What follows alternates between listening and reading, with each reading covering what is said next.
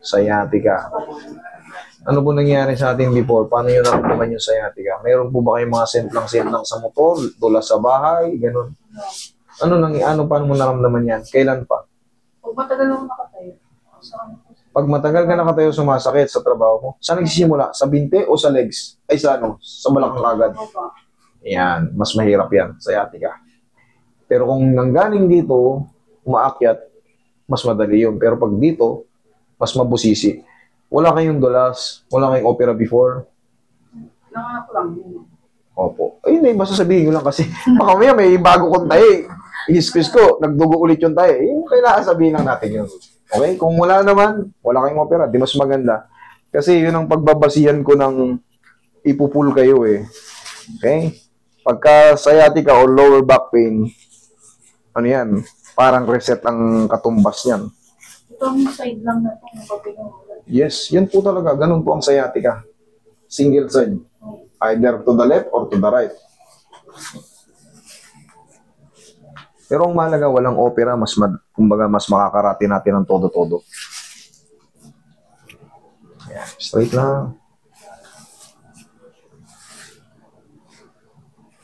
Ay naman. Relax lang, ha? Huwag mo labanan. Tayo ka, ma'am. Tayo ka.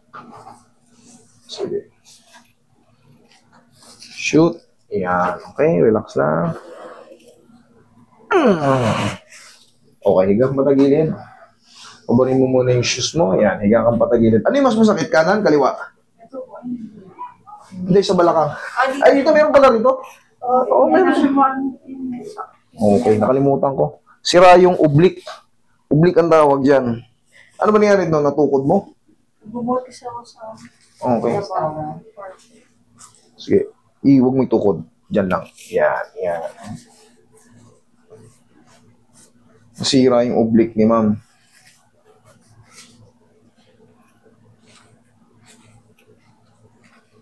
Oblique position. Okay, relax lang. Kung labanan.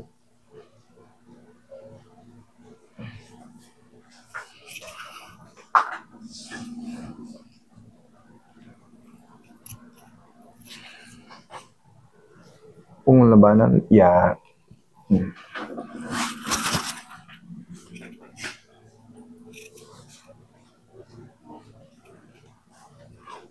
O yan. Kahit pa paano, na-lesson na. Kanina, ayaw eh. Di ba? O, sige.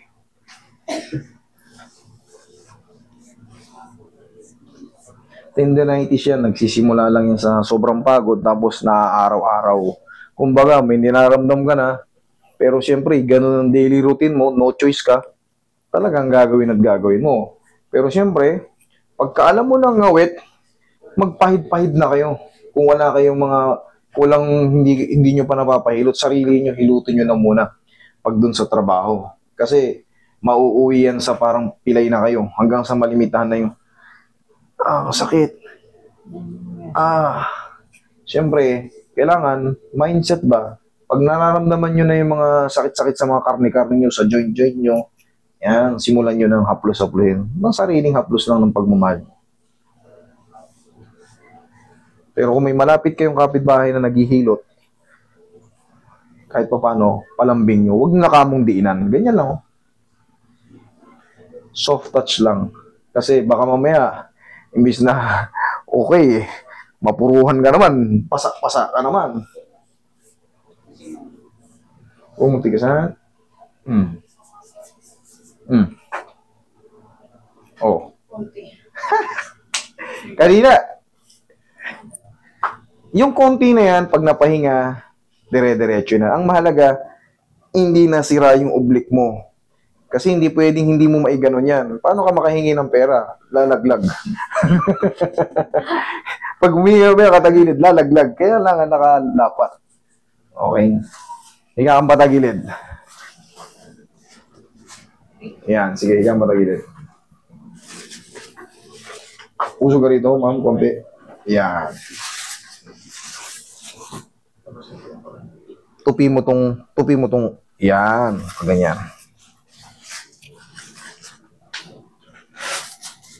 Ganyan. Yan, parang model ba? Ayan. Okay, relax lang. Okay, huwag mo lalabanin yung katawan mo, laglag mo lang. Sige, laglag mo lang. Yan, sige pa, laglag mo lang. Yan. Hayaan mo siyang tumunog. Kabilang side.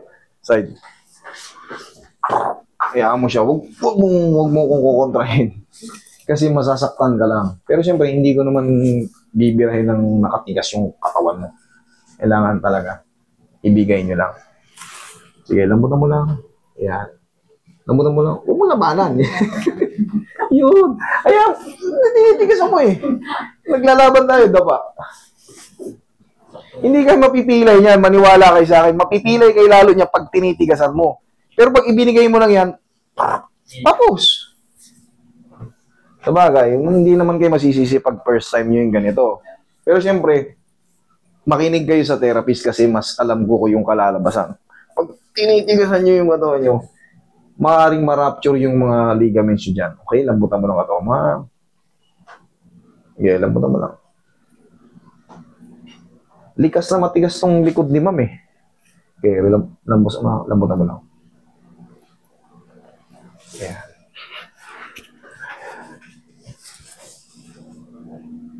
Relax na.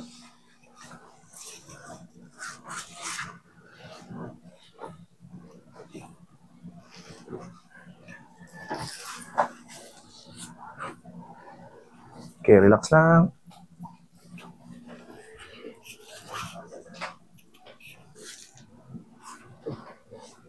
Lambutan mo lang. Sige, dyan ka lang, Roy.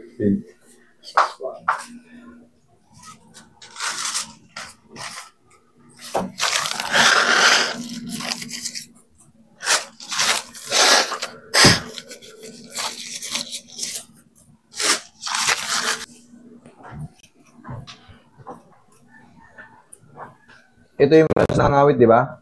Okay. Tama yan, nag-short kayo, tapos mag-cycling kayo. Very good.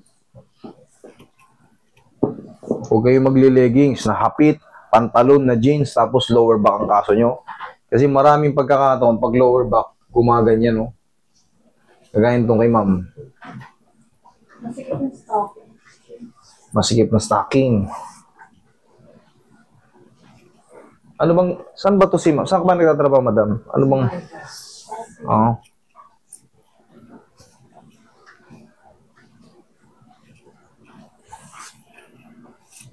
Kaya alam mo nangyari rito, ma'am. Kaya hindi niya kumbaga, wala naman siyang dulas, wala siyang mga malalakas na impact. Pag nanganak ka, may mga pagkakataon na kukompress yung ano natin, tapos yung sipit-sipitan natin, bumubuka na hindi nakakabalik. Kaya yung mga papuwersa-puwersa na ano, ayun, magugulat ka na lang, ba't sakit ng balakang ko? Ang awit, pag natayo ako, hindi nakabalik yun nung panahon na nabuntis ka or siyempre pag 7, 8, 9 months na yung baby, siyempre malaki na yun.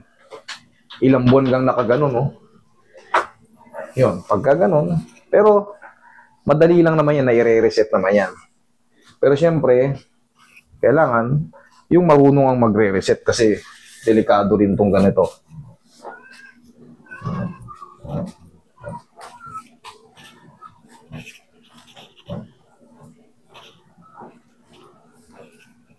Tihaya ka, ma'am.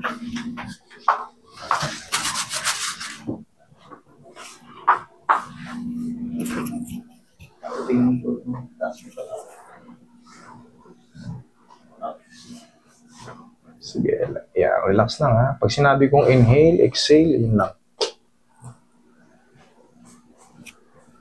Inhale, exhale. Diyan ka lang muna. Minsan ba pag nakahiga ka, nararamdaman mo yung kirot-kirot? Pag pagod, pag malamig? Ganun talaga yun eh. Yung para ba siyang, yung may kurye-kuryeting gumagano no? Pero, sa mga ganitong kaso, sa umaga pa lang pagising yung tinuturo ko, yung gano'n. No? Lalo kung maghapon kayong tayuan sa mga trabaho nyo, kailangan i-squeeze nyo yung balakang nyo.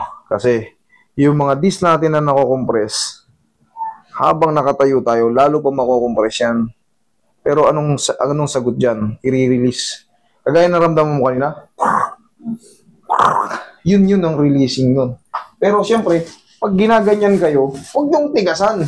Huwag niyong labanan. Ilalabanan nyo eh. Okay, relax lang.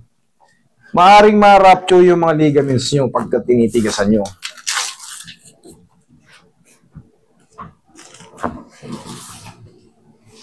Tapos, yung mga stretching, papasok.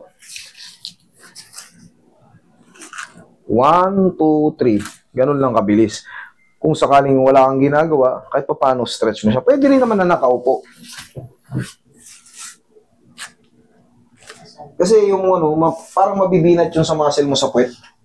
Ngayon, no? Kaya ang mahalaga, yan, naka-short kayo, naka-cycling kayo. Kasi, pag in-stretch kayo, para mas safe kayo, kumbaga, yung pakiramdam nyo, hindi kayo uncomfortable. Okay? Upo kayo. Sige, baba mo yung Diyan ka.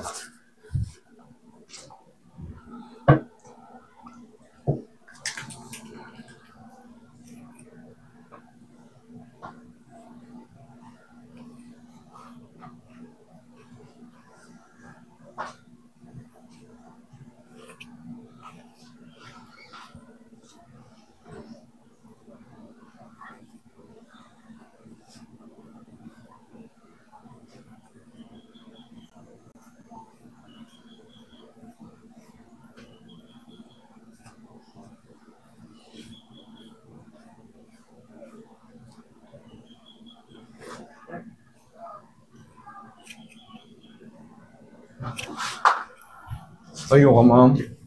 Ganito yan. Kunyari, bagong gising ka sa morning, parang tutuhurin mo yung noo mo. Ito nga. Yan, lakas mo konti. 1, kabila. Yun, very good. Marunong. Upo. Tapos, syempre, hindi kayo marunong mag-massage. Rambulin nyo lang. Abot nyo naman yung sa muscle nyo sa puwet. Basta, kahit ganun-ganun lang. Ganyan-ganyan nyo lang. Huwag nyo na yung hindi na. Tapos, yan, nakaupo ka na yan. Kahit pa paano, simple. 1, 2, 3. Ganun lang. Kung yung part ng kanan. Pero i-balance yun rin para mas maganda. 1, 2, 3 lang ang bilang. O sige nga, tayo ka. Lakad ka. O, anong nabago sa'yo? O lalo kang nalumpo? Ano? Nawala na po? O, kasalanan mo yan. Pumunta ka rito. Okay? Huwag lang maliligo today. Bukas na, hapon na eh. Okay? Yan lang. Huwag isa vertigo.